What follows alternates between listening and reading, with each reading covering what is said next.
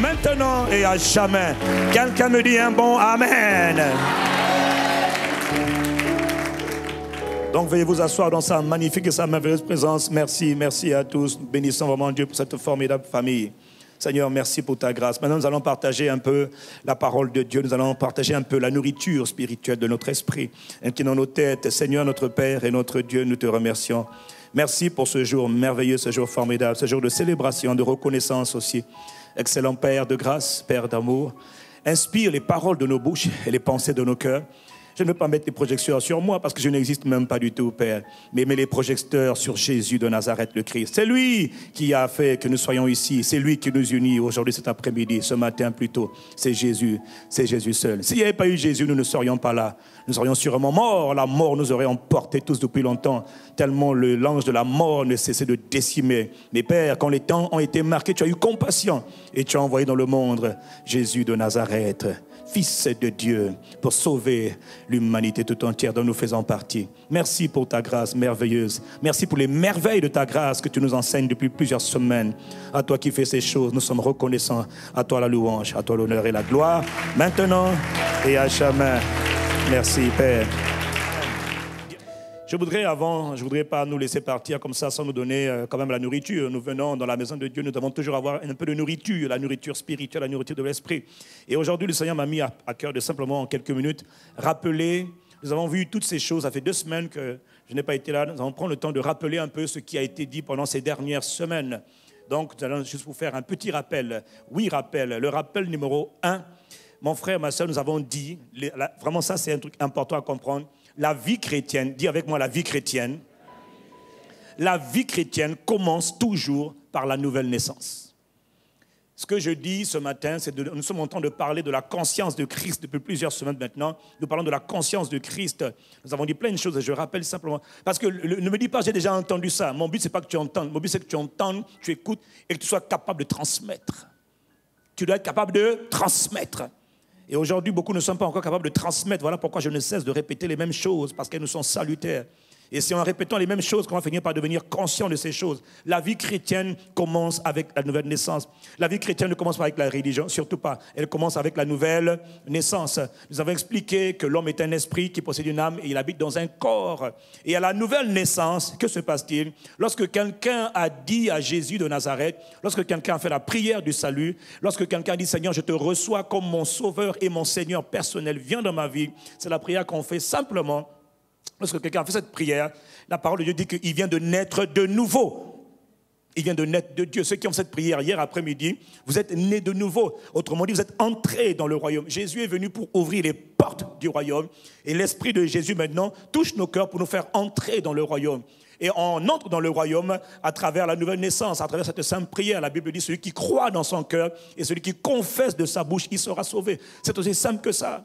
Pas besoin d'aller prendre une casserole, mettre de sang, mettre des plumes de cochon, et puis je ne sais pas quoi, des plumes de poulet. Puis maintenant tu dis, bois, maintenant tu dis, tu es né. Non. La nouvelle naissance, c'est on croit avec le cœur et on confesse de la bouche, on est sauvé. On ne confesse pas seulement de la bouche, mais avant de confesser de la bouche, on croit d'abord avec son cœur. C'est comme quand un homme et une femme se marient, monsieur et madame, on vous dit, on vous proclame, mari et femme. Mais avant ça, il faut d'abord que tu dises que je te prends pour épouse, etc. On a vu des mariages où les gens sont venus dire, moi, André, je te prends pour épouse Sophie, pour le meilleur et pour le pire. Et je m'engage, mais quand il dit je te prends pour épouse, en fait, il dit ça à Sophie, mais en fait, il est en train de penser à Juliana qui est ailleurs. Donc, autrement dit, il est en train de faire la confession, mais son cœur n'est pas avec la femme qui est en face de lui. Et là, quelqu'un peut me dire, aïe. Et quelques années plus tard, tu apprends que finalement le mariage a gâté. C'est ça. C'était fait sans le cœur. Mais on ne trompe pas Dieu. On peut tromper son conjoint, on peut tromper le maire, le pasteur, mais on ne peut pas tromper Dieu. Jésus, on l'accepte avec son cœur. Et on le confesse de sa bouche. Et on est sauvé. Dis-moi amen. Et c'est là que la nouvelle naissance commence. C'est là que tout commence. Voilà pourquoi Jésus a dit à Nicodème, il a dit en vérité, je vous le dis, si un homme ne naît de nouveau, il ne peut pas connaître, il ne peut pas entrer, il ne peut pas expérimenter, il ne peut pas comprendre le royaume de Dieu. Nicodème lui dit, mais comment un homme peut-il naître quand il est vieux? Est-ce qu'il doit encore repartir dans le sein de sa mère? Jésus lui dit non. En vérité, c'est-à-dire je te dis quelque chose de très important. En vérité, si un homme ne naît d'eau et d'esprit, il ne peut entrer dans le royaume de Dieu.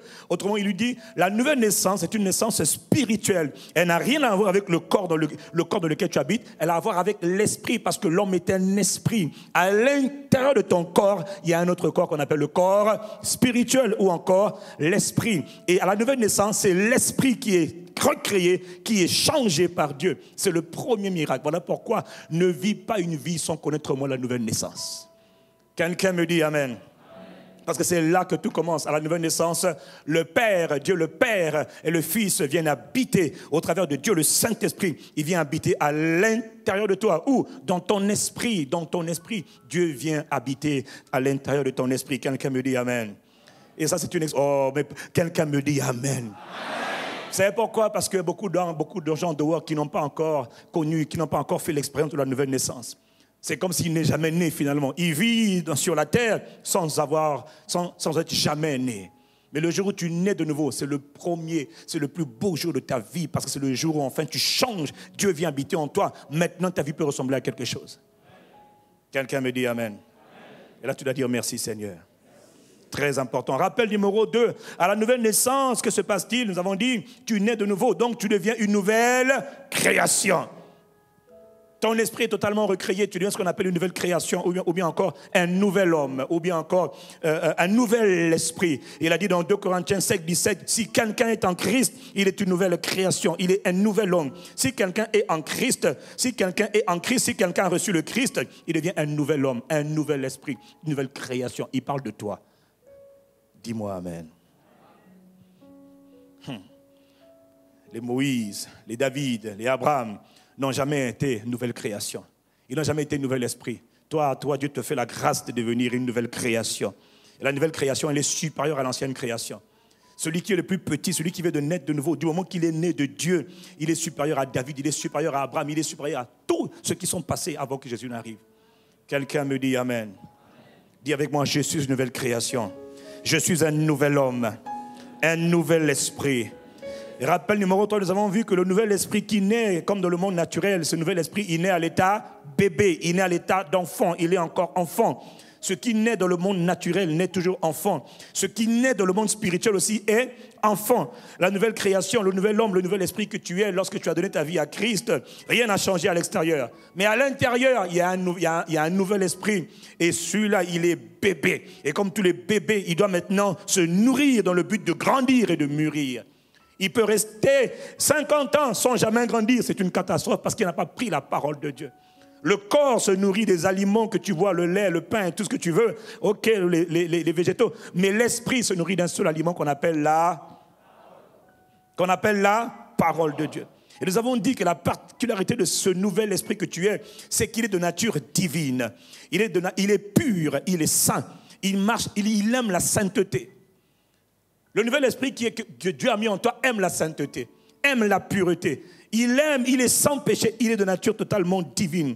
Voilà pourquoi, quand tu as juste compris cela et tu le fais grandir, tu vas marcher dans la sainteté, tu ne seras plus embêté par les problèmes d'impudicité, de fornication, d'immoralité. Non, parce que c'est des choses qui ça te choque même. Pourquoi? Parce que c'est sa nature qui se manifeste, la nature, la pureté, la sainteté. C'est normal, sans faire d'effort.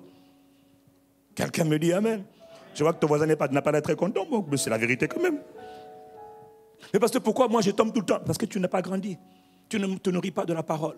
Nourris-toi de la parole de Dieu. Donc quand quelqu'un te dira, mais ça fait 20 ans que je suis marié, je suis avec ma femme, mon mari, tout se passe très bien par là. On a des disputes, c'est vrai, mais tout se passe très bien par la grâce de Dieu. Je ne suis jamais allé à l'extérieur, je ne suis pas allé dehors pour aller. Non, pourquoi? Ah, mais tu ne peux pas. Si, c'est possible. Je suis une nouvelle création. Je suis un nouvel homme. Et la nature divine en moi est en train de grandir parce que je me nourris de la parole de Dieu. Quelqu'un me dit amen. Dis-moi amen. C'est parce que beaucoup sont nés de nouveau, mais ils n'ont jamais grandi. Il y a beaucoup de scandales. Tous les scandales que tu vois, où les gens ont des comportements qu'ils ne devraient pas avoir parce qu'ils sont en Christ, c'est parce qu'ils n'ont pas grandi. Donc ils sont comme des enfants qui sont nés, mais qui sont encore des enfants. Un enfant ne peut rien apprendre. Un enfant ne peut rien faire. Voilà, beaucoup dans les églises sont des enfants. Y compris les pasteurs aussi. Mais c'est la vérité. Ce n'est pas un blâme. Quand je vois des pasteurs qui font des choses compliquées, des choses qu'ils ne doivent pas faire, c'est compliqué. Je dis, mon pasteur, il faut prendre la parole. Hein.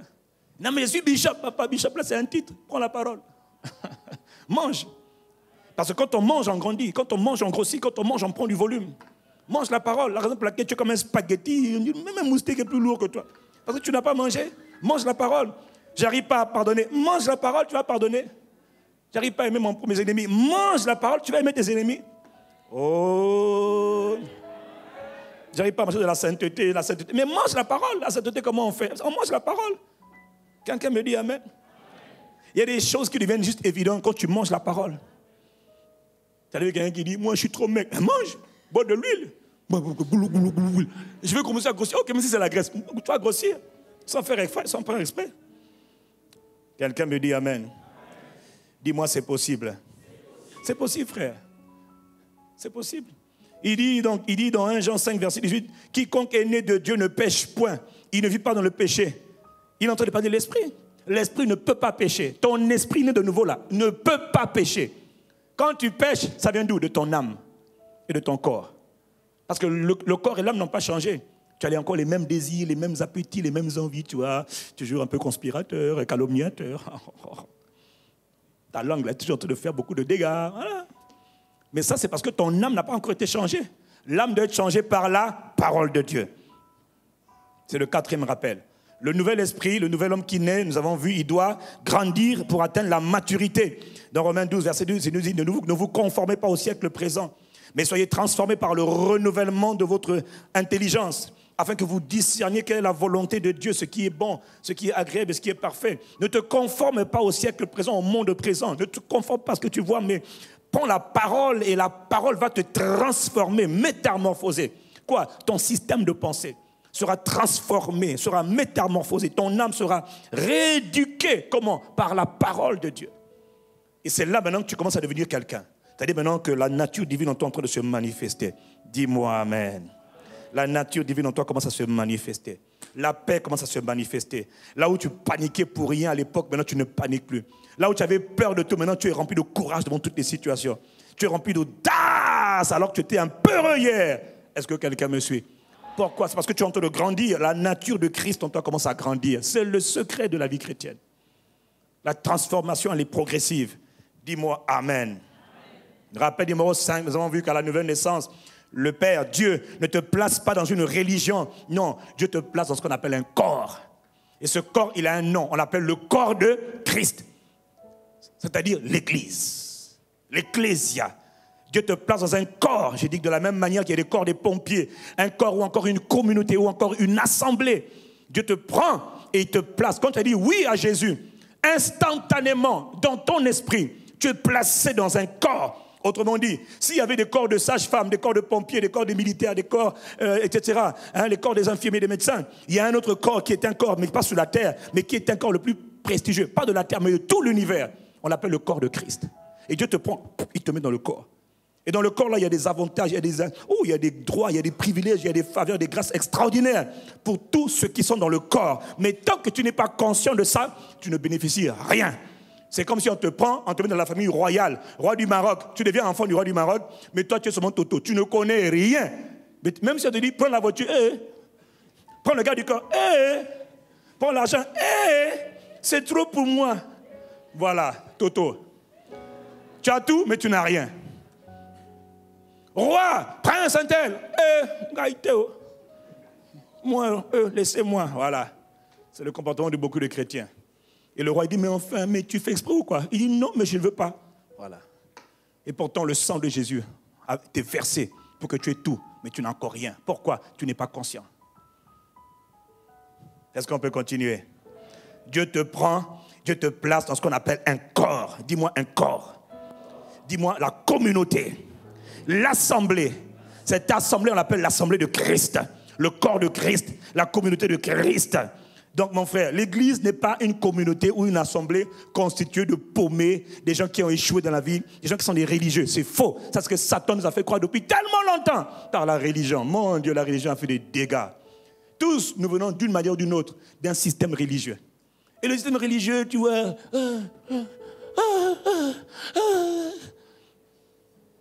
Maintenant, Dieu doit reprogrammer reprogrammer ton schéma de pensée.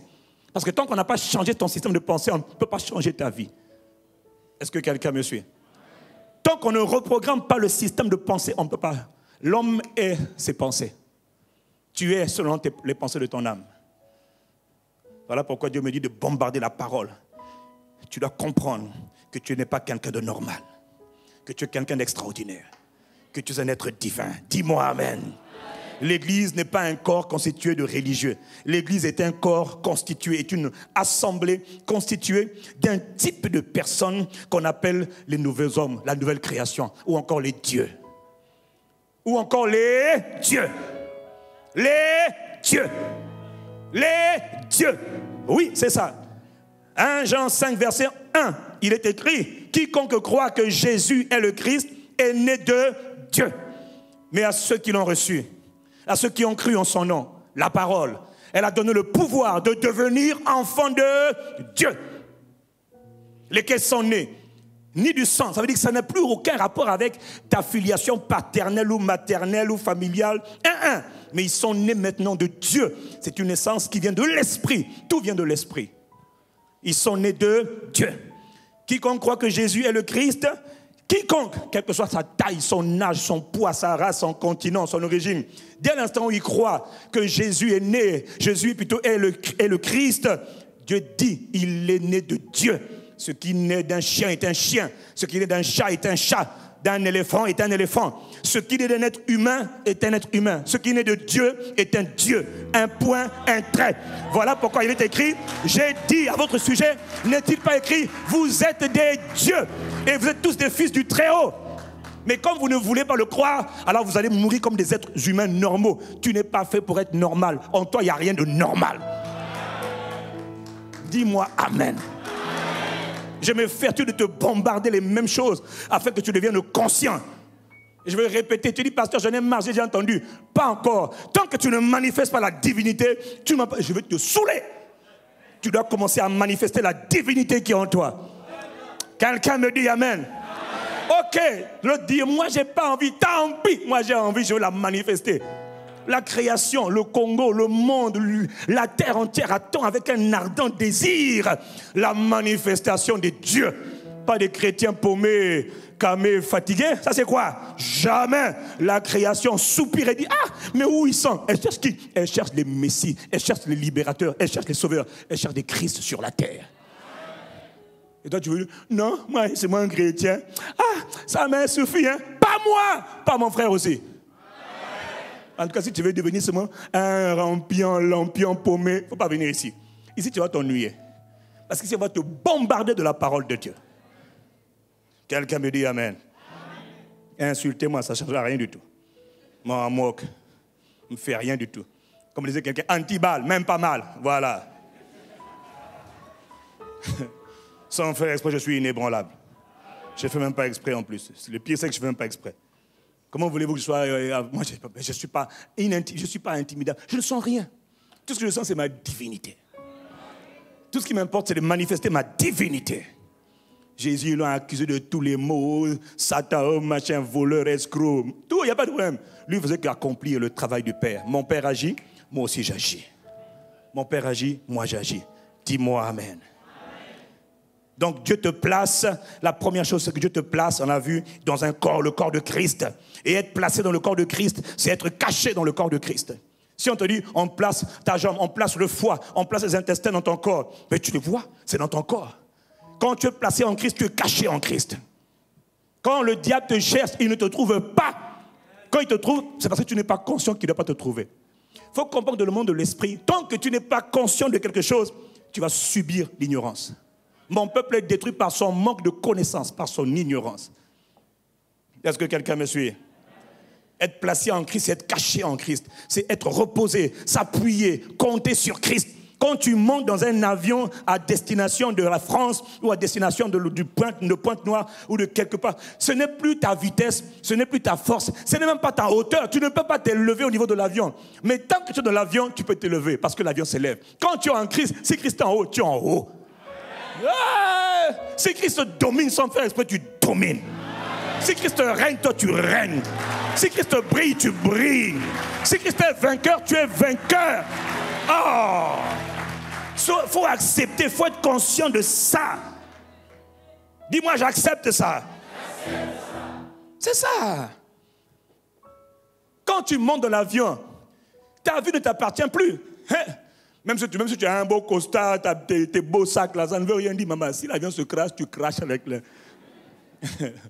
Quand tu es dans l'avion, ta vie est dans les mains du capitaine, du pilote. Le pilote, c'est le Saint-Esprit. Quand tu es en Christ, plus rien... Oh, dis-moi amen. Mais il faut être conscient de ça. La raison de ma confiance, pas quoi? Pas parce que le pasteur... Non, le pasteur n'est rien. Le pasteur est en Christ. Et j'ai compris ça. Ah, moi j'ai compris. Ah, papa, moi j'ai compris. Faut pas m'énerver. J'ai compris, hein. Je suis tellement conscient de ça que je ne tremble devant rien. Rien. J'essaie d'avoir peur. Je n'arrive pas, papa, je n'arrive pas. Je n'ai pas vu un passage où c'est écrit l'Éternel eut peur. Non, au contraire. 365 fois dans la Bible, il est écrit ne crains point. Donc au moins tu as au moins une parole pour chaque jour de l'année. Ne crains point. Sois fort, sois courageux. Prends courage, lève-toi. Oh, dis-moi amen. Oh. Quand tu vois quelqu'un qui a trop peur, j'ai peur, tu dis mon frère, mange. Mais manger quoi? La parole. Mange, papa, mange. Si Dieu te dit prends courage, dis-moi un peu, comment veux-tu que... Oh, franchement, c'est parfois on cherche des choses. Si Dieu dit prends courage. Dis-moi amen. Quand tu es en Christ, tu es fort parce que Christ est fort. Tu n'es pas fort parce que tu veux être fort, tu es fort parce que Christ est fort. Tu es redoutable, pas parce que tu es redoutable, non, parce que Christ est redoutable. C'est tout, c'est le secret de la vie. Et là, quand tu es détendu, tu es détendu. Hein? Oh!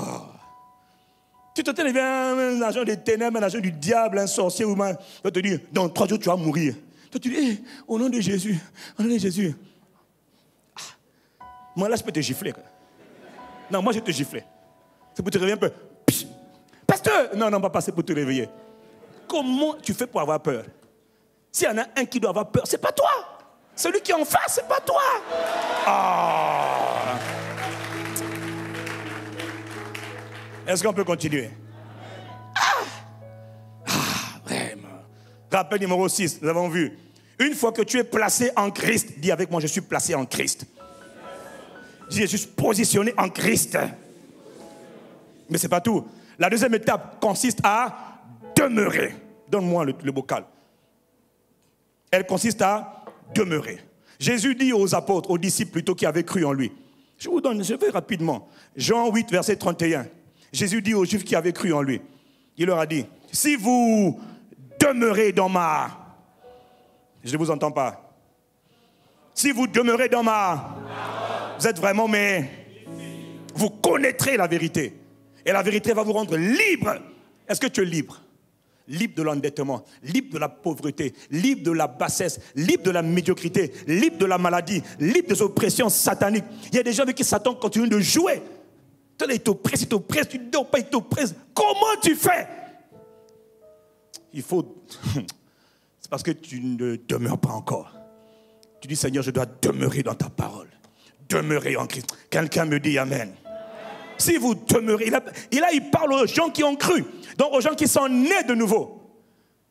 Mais beaucoup encore font comme le gars qui monte dans l'avion. Il monte dans l'avion, le capitaine dit fermez les portes. Il dit oui, mais je vais descendre. Tu vas descendre pour aller où?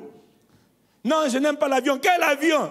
On dit non, mais j'ai le mal de l'air. Tiens bon, attends, ça tu vomis, mais tu vas rester dans l'avion. Dis-moi amen. Ça veut dire que quand tu as les challenges de la vie, des batailles dans la vie, reste en Christ. Je préfère repartir dans le monde. Là-bas, c'est là-bas, on t'attend, on va te tuer. Reste en Christ. Souffle le mal de mer. Parce que tous les maux finissent par partir. Tous les vents finissent par partir. Toutes les persécutions finissent par s'arrêter. Tous les problèmes ne durent pas toujours. Ça dure un temps, ça s'arrête. C'était un test. C'était le baccalauréat, le BTS. Tu as échoué en Christ. Reste dans l'avion. Reste en Christ. Ah, je parle à quelqu'un ce matin. Oh, dis-moi amen. Dans Jean 15, il a dit, demeurez en moi, verset 4. et je demeurerai en vous. Demeurez en moi, je demeure en vous. Comme le sarment ne peut de lui-même porter du fruit, s'il ne demeure attaché au cep, vous ne le pouvez non plus si vous ne demeurez en moi. Je suis le cep, je suis l'arbre, vous êtes les branches. Celui qui demeure en moi et en qui je demeure porte beaucoup de fruits. Tu dois porter beaucoup de fruits. Ta vie doit porter beaucoup de fruits lorsque tu demeures. Car sans moi, tu ne peux rien faire. Dis-moi amen.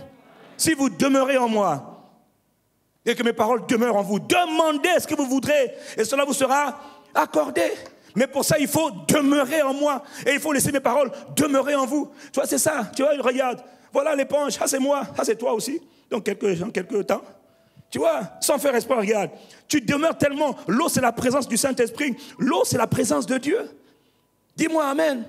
Et ça, c'est toi. Tu vois, regarde. Tu es là tellement à force de demeurer. Tu ne fais même plus exprès. Tu es rempli de l'eau. L'éponge, regarde cette éponge-là. Ça, c'est beaucoup de chrétiens. Hein? Il n'y a pas d'eau, il n'y a rien. Ça, c'est le fruit. Rien. Aucun fruit, aucune vie qui sort. Quand tu vas à l'église de temps en temps, c'est juste. Maï, ça, c'est toi. C'est pas normal. Tu dois demeurer. Dis-moi amen. Tu n'arrives pas à aimer les gens parce que tu ne demeures pas assez. Moi, je n'aime pas, mais parce que tu ne demeures pas. Nous aussi, on prend des coups. Moi, je prends des coups plus que vous tous ici. Hein. Quand on écrit quelque chose dans les journaux, moi, c'est sur Internet, Facebook, YouTube, par exemple, Finganga. Ah, j'accepte. Jésus aussi est passé par là avant moi. Quand je regarde Jésus, il me dit, oh, mon fils, moi, j'ai souffert. Il dit, Seigneur, moi aussi. La cobine et Jésus. Insultez-moi. L'air de la victoire et de la vérité a sonné dans mon cœur. Le pasteur Karambiri, le doyen de la francophonie. Moi, je pensais, je dis, papa, toi aussi on t'insultait. Il dit, mais moi, ils n'ont fait que m'insulter à un moment donné. Il dit, comme maintenant, je suis déjà vieux, maintenant ils arrêtent de m'insulter. Il dit, mais là, ça continue encore.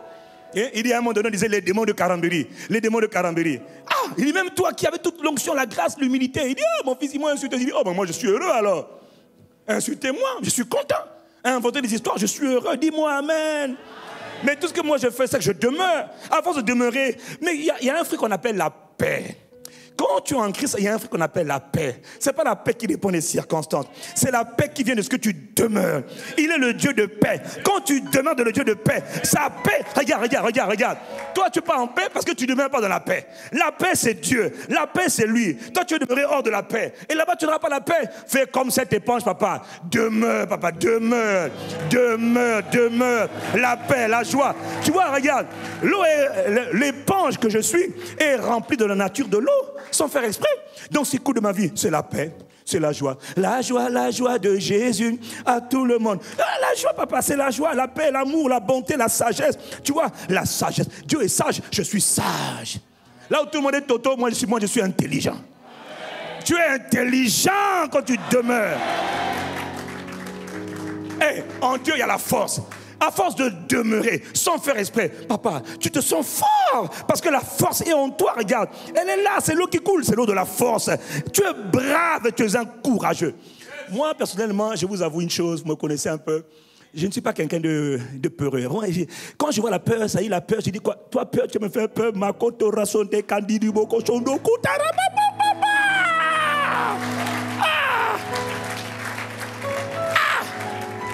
d'un côté, il y a celui qu'on appelle la bravoure et le courage. De l'autre côté, il y a ce qu'on appelle la peur.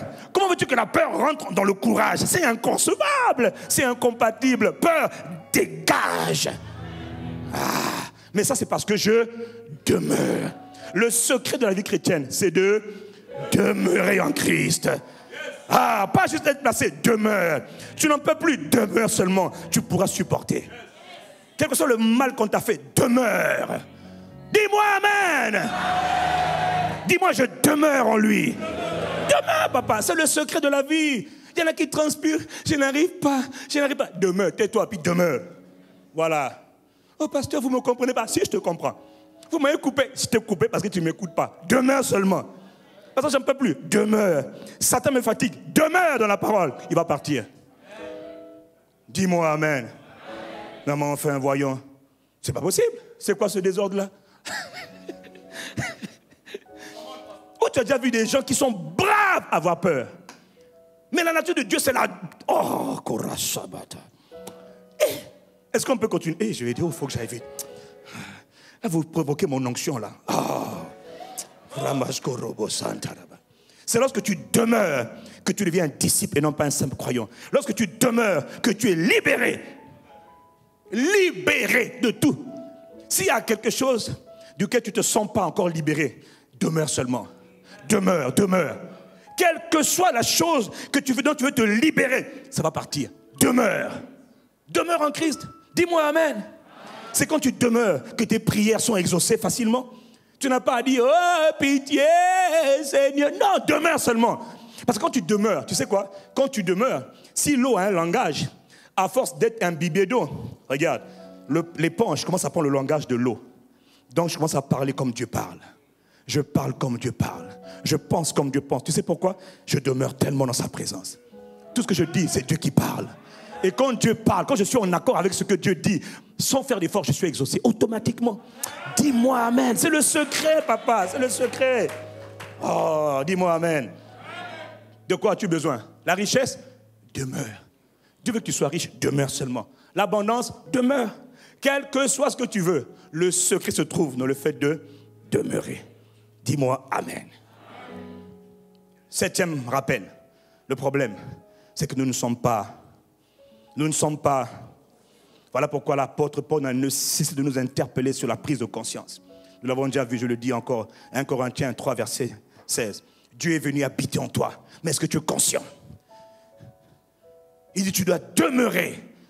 Christ est venu habiter en toi. Christ habite en toi. Crois-le, crois-le. Il dit, ne savez-vous pas, n'êtes-vous pas conscient que vous êtes le temple, le sanctuaire, la maison, le palais de Dieu? Qui? Moi? Ah bon? Ah, mais moi, je n'ai pas eu le bac. Tu es le sanctuaire du Dieu vivant. Tu es la maison, le quartier général, le palais de Dieu sur terre, c'est toi. Dieu est venu habiter dans ton esprit. Pas dans ton corps, dans ton esprit. Quelqu'un m'a demandé, mais est-ce que quelqu'un qui est né de nouveau peut être possédé par des démons? Non, il ne peut pas être possédé par des démons, mais il peut être oppressé par des démons. Beaucoup d'ailleurs sont encore oppressés par des démons, dans leur ignorance. Cette salle est une pièce. Si je dis, l'ancien propriétaire a été chassé, on met maintenant un nouveau propriétaire, un nouvel homme, un nouvel esprit. Très bien. Mais cette pièce est une salle. L'homme est comparé à une maison. L'homme est comparé à une maison, à une habitation. Mais si je mets un nouveau propriétaire ici, là il y avait encore, avant, il y avait des cafards, des souris, des rats, des chiens, des serpents qui traînaient à gauche, à droite. Je mets un nouveau résident, un nouveau propriétaire. Mais ceux qui étaient là, les squatteurs, là, ils ne partiront pas automatiquement. Est-ce que quelqu'un me suit? Ils sont encore dans la maison. Maintenant, il faut que le nouvel homme leur dise, « Hé, toi, rat, serpent, hé, dehors !» Là, ils vont sortir. Mais si toi, tu es là, tu ne dis rien. Ils sont là, t'inquiète pas, ce sont les spécialistes de l'invisibilité.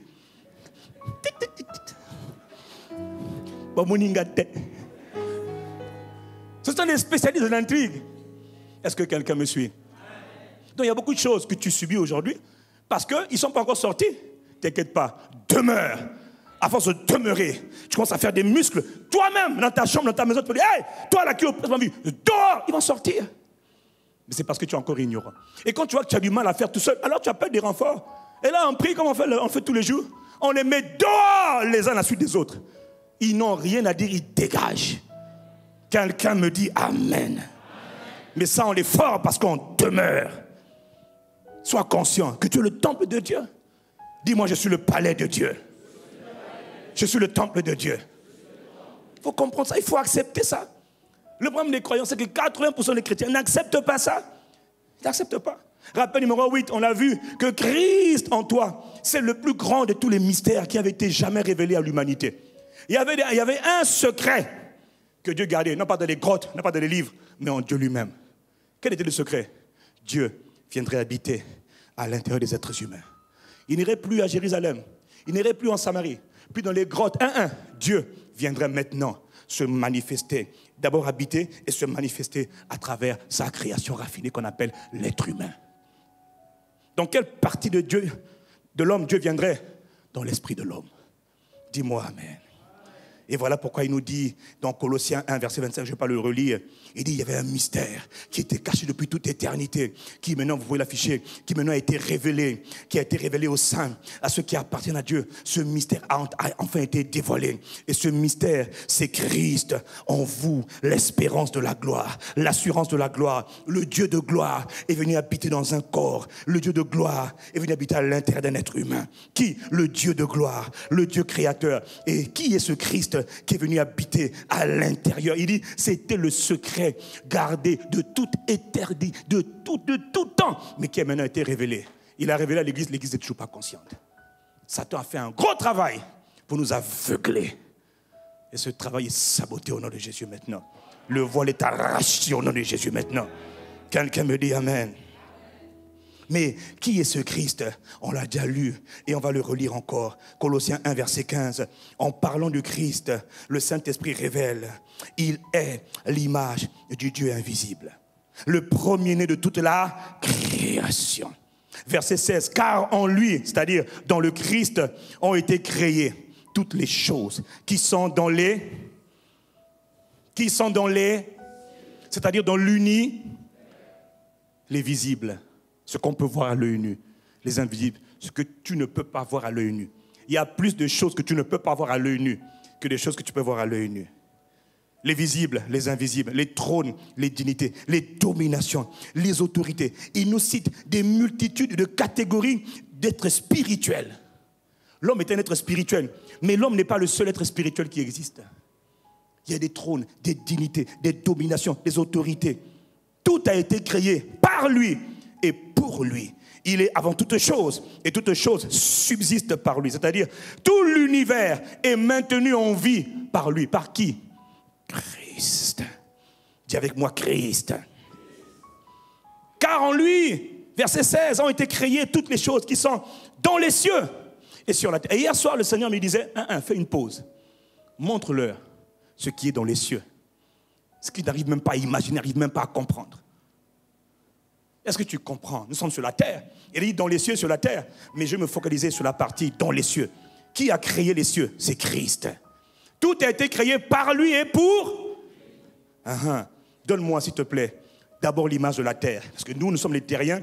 Nous sommes habitués à voir la terre seulement dans notre petit monde. C'est comme si tu es seulement à Diata, tu es à Brazzaville. Tout ce que tu connais du monde, c'est Brazzaville. Non, le monde, la terre, ce n'est pas Brazzaville. La terre, c'est une multitude de territoires. Première image, s'il vous plaît. Donnez-moi le système solaire. Regardez. Nous sommes sur une petite planète qu'on appelle la Terre.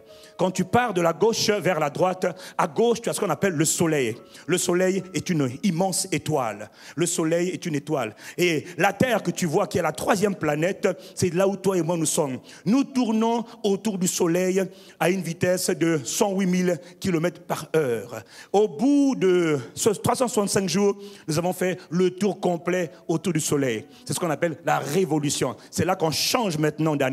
Parce que la Terre ne fait que tourner autour de cette géante étoile qu'on appelle le Soleil. Si tu veux voir quelle est la taille du Soleil par rapport à la Terre, prends de la poussière ou un grain de poussière, compare-le à une grosse pamplemousse, tu auras l'équivalent en termes de taille, de dimension entre la Terre et le Soleil. Est-ce que quelqu'un me suit? Regarde, juste là dans notre système solaire, c'est-à-dire l'ensemble des planètes ou des corps célestes qui gravitent autour du Soleil, toi et moi on est sur la Terre. Mais la Terre n'est même pas, la Terre c'est une des plus petites planètes, mais c'est la seule planète sur laquelle se trouvent ce qu'on appelle les êtres humains. Qu'est-ce qu'il y a sur les autres planètes? Il y a des montagnes, il y a des cratères, il y a des vallées, il y a des plaines, c'est vrai. Même sur la Lune, sur Jupiter, sur Saturne, ils sont allés, ils voient des cratères, des hautes montagnes, mais il n'y a pas de vie. Les humains disent qu'il n'y a pas de vie. Qui t'a dit qu'il n'y a pas de vie là-bas? Il n'y a pas de vie humaine, mais quel genre d'être? On ne sait pas où. Dis-moi amen. On ne sait pas. Mais Dieu est esprit et Dieu a tout dans l'univers est esprit. Mais sur la terre, les esprits là, ils ont un corps de terre pour qu'ils habitent sur la terre. Mais ce sont des esprits. Toi et moi, nous sommes des esprits. Dis-moi amen. Nous sommes des esprits. La terre, la planète bleue. La planète est composée 70% d'eau sur la Terre. Comme par hasard aussi, le corps humain est composé de 70% d'eau. Mystère, mystère, mystère. Le Soleil produit en permanence 380 milliards de mégawatts, le Soleil. Imbulu produit à peu près 300. Le soleil lui produit 380 milliards de milliards, s'il vous plaît. Respectez le Créateur, Dieu. Le soleil est situé à une distance de 150 millions de kilomètres. Si on veut aller sur la Lune, tu vois la Lune, si on veut aller sur la Lune en avion, il faut à peu près 19 jours non-stop. C'est 384 kilomètres en avion, plutôt en distance. Mais le soleil est à 150 millions. Si tu vas aller sur le soleil en quittant la Terre, aller sur le soleil, bien, tu vas brûler bien sûr, parce que là-bas la température est impossible à supporter pour les êtres humains. Mais si tu vas aller, il te faut à peu près 31 ans. Tu prends Eker ou TAC, ou Air France. S'il n'a pas une panne d'ailleurs en cours de route. Ou sinon pas annuler un vol. Oups. Quelqu'un me dit, aïe. Non, on règle les comptes à l'église aussi, hein, tu vois, non? Image suivante, s'il vous plaît. Je veux juste vous montrer ce qu'on ne voit pas souvent et ce qui est parfois bon de voir de temps en temps. Nous sommes dans une galaxie. Voilà l'image de ce qu'on appelle notre galaxie. Notre galaxie s'appelle la Voie lactée. La Voie lactée, elle n'est pas juste... Les scientifiques n'arrivent même pas à imaginer la Voie lactée. La profondeur, la splendeur, la grandeur de notre galaxie. Une galaxie, c'est une concentration, un regroupement d'étoiles. Plus de 200 étoiles se trouvent dans ce qu'on appelle la Voie lactée. 200 étoiles comme le soleil. En 2003, la NASA a fait un rapport, ils ont dit que finalement ils ont découvert qu'il y avait 17 milliards de planètes dans notre galaxie qui ressemblaient à la Terre. 17 milliards, bon je sais que tu n'arrives pas à compter, c'est pas grave. 17 milliards de planètes qui ressemblent à la planète Terre dans la galaxie qu'on appelle la Voie lactée. Qui a créé notre galaxie? Et nous sommes en banlieue de la galaxie. En banlieue, oui c'est ça, nous sommes en périphérie de la galaxie, la Voie lactée. Et là, nous c'est qui? Le système solaire. Là, les distances, laisse tomber. La prochaine étoile, en dehors du soleil, qui est proche du soleil, se trouve à 4,3 années-lumière. Pour y aller, il faudrait à peu près 52 milliards d'années, donc laisse tomber. 52 milliards d'années. Je vais aller dans l'autre étoile comme le soleil. Papa, tu vas mourir entre temps. Même tes petits arrière-enfants mourront aussi. Est-ce que quelqu'un me suit? Donne-moi d'autres images. Et vous savez, aujourd'hui, maintenant, le monde peut aller. Ça, c'est la Terre. Ça, c'est notre planète Terre sur laquelle nous sommes là. Vue depuis la Lune. Autre image, s'il te plaît. Il faut comprendre, la Terre n'est rien. Voilà la Terre, vue depuis Saturne, la planète en anneau. La Terre. Regarde comment la Terre est. Tu as vu le petit point là? C'est la Terre. Ça, le petit point, c'est là où tu es en train de frimer avec tes grosses 4x4 maisons. Et là, papa, il n'y a rien. Tu penses que tu es quelqu'un. Tu n'es rien. Dis-moi amen. Voilà la Terre, là où toi et moi nous sommes. Qui a créé la Terre? Dieu. Mais il n'a pas créé que la Terre. Il a créé l'immensité de l'univers. Donne-moi d'autres images, s'il vous plaît. Voilà la Terre et son satellite qu'on appelle la Lune, vu depuis Mars. Juste à côté, enfin à côté. Quand on sort de la surface de la Terre, on prend maintenant les photos de la Terre. Aujourd'hui, les scientifiques ont inventé toutes sortes de télescopes. C'est des choses, il y a 500 ans, 300 ans, c'était impossible de voir ces images. Mais aujourd'hui, avec les objets qui vont dans la Lune, ils vont très loin. Et ils prennent toutes sortes d'images. Montrez-moi les images que l'on voit de ce qu'on appelle l'univers. Et quand tu vois des figures bizarres, des concentrations d'étoiles, ça c'est une galaxie, on ne sait pas c'est quelle galaxie. Bon, après ils donnent des noms, la Lune, le cochon, le veau, etc. Et puis quand ils voient ça, ils adorent. Non, on n'adore pas ça, c'est la création. Oh, dis-moi amen. Faites défiler. Faites-leur mal aux yeux. Regardez seulement, regardez. Ça, ce sont les différentes images que l'on voit quand on fait des captures, des photographies de ce qui se trouve dans ce qu'on appelle l'univers. Des concentrations d'étoiles partout, toutes sortes d'objets compliqués, toutes sortes de formes compliquées, toutes sortes de symboles, des choses bizarres. En anglais, on dit mind blown. C'est-à-dire, ça dépasse l'entendement. Personne n'arrive à comprendre l'immensité de l'univers. C'est comme si toi, tu es poussière. Il y a juste la poussière qu'on appelle la Terre. Et dans l'univers tout entier, la Terre n'est que poussière. Et Dieu s'intéresse à la Terre. Il s'intéresse à toi et à moi. Je ne sais pas comment il s'intéresse autant aux autres. On ne sait pas. On ne sait même pas ce qu'il y a ailleurs. Est-ce que quelqu'un me suit? Que des multitudes d'étoiles, de planètes. Qu'est-ce qu'il y a dans ces planètes? On ne sait pas. L'humain ne sait pas. Dieu le sait. Dis-moi amen. Dis-moi amen. Et ce Dieu qui a créé tout ça, toute cette immensité de l'univers, il s'appelle ton papa. Bon, comment tu fais pour t'inquiéter? Est-ce qu'on peut continuer? Voilà maintenant ce que Dieu nous dit. Psaume 147, verset 4. Il compte le nombre des étoiles. Les étoiles dont personne n'arrive à compter le nombre tellement il y en a des milliards, de myriades, de milliards, de trilliards, de milliards, on ne sait pas. Et Dieu dit, lui, il les compte chacune par leur nom. Dis-moi un peu, est-ce que tu peux compter le nombre de grains de poussière dans tout le Congo? Même sur ta chaussure, il y a la poussière, tu ne peux même pas compter. Ta chaussure d'abord. Bon, une poussière, 2, 3, 4. Ah, j'arrive pas. Tu ne peux pas compter. Tu ne peux pas compter. Compte maintenant les grains de sable qu'il y a sur le bord de la mer. Tu ne peux pas compter. Dieu lui peut compter. Il est le Créateur, il sait toutes choses. Dis-moi Amen. Il dit, il compte le nombre des étoiles et il leur donne à toutes des noms. Notre Seigneur, ton Seigneur est grand, d'une force immense. Son intelligence n'a pas de limite. Ésaïe 40, verset 15, il est écrit, voici les nations sont comme une goutte d'eau. Les nations sont comme une goutte d'eau, comme de la poussière sur une balance. Toutes les nations, verset 17, sont devant lui comme un rien. Elles ne sont pour lui que néant et vanité. À qui me comparerez-vous, dit Dieu? Et de quelle image ferez-vous son égal? À qui veux-tu comparer Dieu? À Satan? Mais Satan n'est pas comparable à Dieu. Satan, c'est un rebelle. Il n'est rien. C'est la poussière. Devant le créateur, il n'a rien créé. Dieu a tout créé. Lui, c'est un rebelle qui est sur la terre, qui fait la distraction avec les êtres humains. Satan, c'est notre adversaire. Dieu n'a pas d'ennemi. Il n'a pas d'ennemi, il n'a pas d'opposant. Satan, c'est notre opposant à nous. Dis-moi Amen. Et toute l'armée des démons, là, les êtres, ils sont méchants, c'est vrai. Mais ce n'est pas les ennemis de Dieu, ce sont nos ennemis à toi et moi. Et quand on est en Christ, on fait respect, on les domine. J'ai dit, je les domine. Moi, je domine, sans faire exprès. Ce n'est pas moi, c'est celui qui est en moi, il domine. Ni plus ni moins. Dis-moi Amen.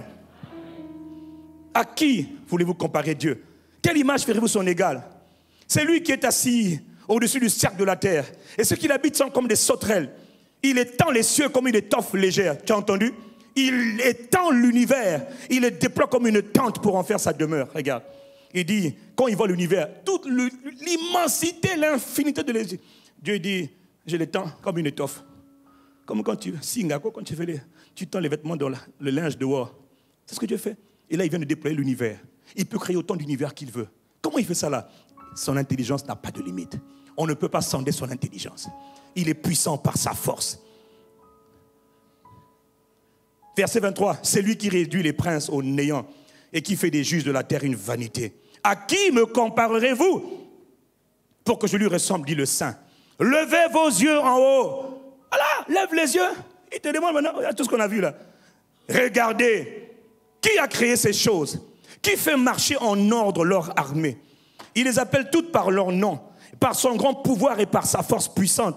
Il n'en est pas une qui fasse défaut. Verset 27. Pourquoi dis-tu, Jacob? Pourquoi dis-tu, Israël? Ma destinée est cachée devant l'Éternel. Mon droit passe inaperçu devant mon Dieu. Pourquoi tu parles? Ne le sais-tu pas? Ne l'as-tu pas appris? C'est le Dieu d'éternité, l'Éternel, qui a créé les extrémités de la terre.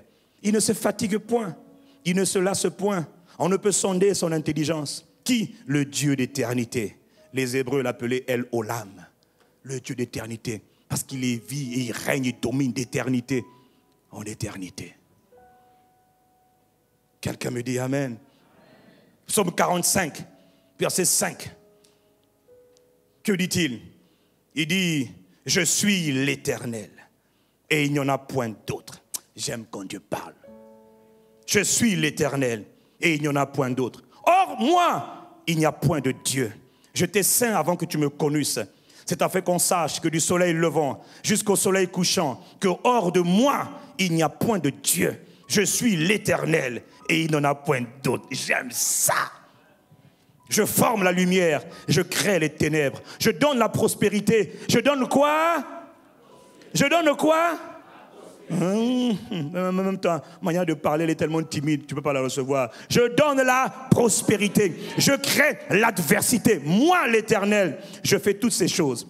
Que les cieux répandent d'en haut et que les nuées laissent couler la justice. Que la terre s'ouvre et que le salut fructifie. Et qu'il fasse en sorte à la fois la délivrance. Qu'il en sorte à la fois la délivrance. Moi, l'Éternel, je crée ces choses. Malheur à qui conteste avec son Créateur. Vase parmi les vases de terre. L'argile peut-elle dire à celui qui la façonne, que fais-tu?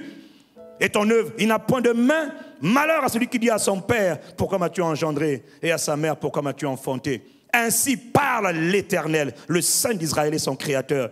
Veut-on me questionner sur l'avenir? Veut-on me questionner sur l'avenir? Me donner des ordres sur mes enfants et sur l'œuvre de mes mains? Moi, je suis son enfant, papa. Il n'y a pas d'ordre. Moi, je n'ai pas d'ordre à donner. Moi, je suis calme. C'est moi qui ai fait la terre et qui, sur elle, ai créé l'homme. C'est moi, ce sont mes mains qui ont déployé les cieux. Ce sont mes mains qui ont déployé l'univers. Et c'est moi qui ai disposé toute leur armée. Tournez-vous vers moi et vous serez sauvés, vous tous qui êtes aux extrémités de la terre. Car je suis Dieu et il n'y en a point d'autre. Je le jure par moi-même, la vérité sort de ma bouche et ma parole ne sera point révoquée. Tout genou fléchira devant moi, toute langue jurera par moi. Et en l'Éternel seul, me dira-t-on, réside la justice et la force. À lui viendront pour être confondus tout ce qui a été irrité contre lui. Je suis l'Éternel. Hors de moi, il n'y a point de Dieu. Qui parle? Dieu. Qui parle? Le Créateur. Ce Créateur, Dieu, c'est lui qui est venu habiter en toi.